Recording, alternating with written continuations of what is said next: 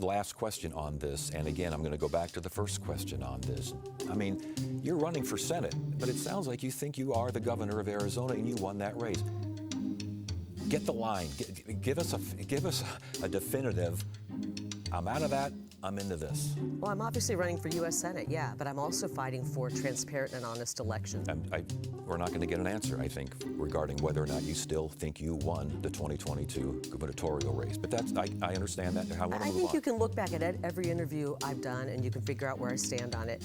But here we are, what, 5 minutes into this? You know, that's because I can't let me just for a minute. Let me just for a minute, Ted. Please. Let me just for a minute. You talk about me every week on this show. You never invited me on. You get your group of liberal journalists, propagandists, and you talk a lot about the election. You can't move on.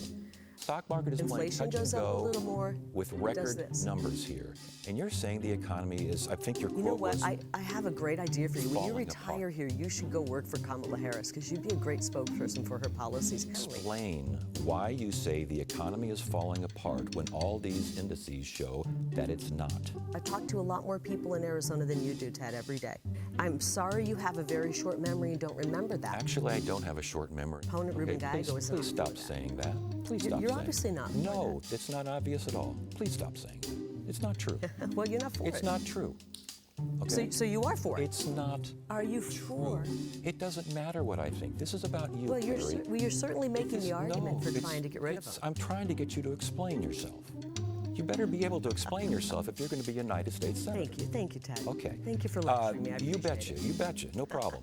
Okay, we're running out of time here, but I got to ask you this because, again, you're going to the world's most deliberative body. That's where you want to go. That's your goal here, to go to the United States Senate.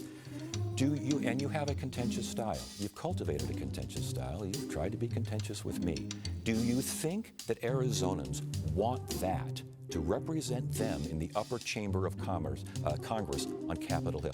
Is that what Arizonans want to see from their United States Senator? I am not contentious. I actually am, I'm in a debate with you because you're debating me right now, rather than asking just fair questions.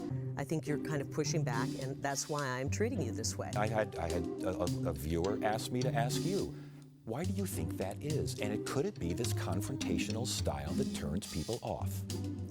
Well, I'm sorry if my personality turns you off, Ted.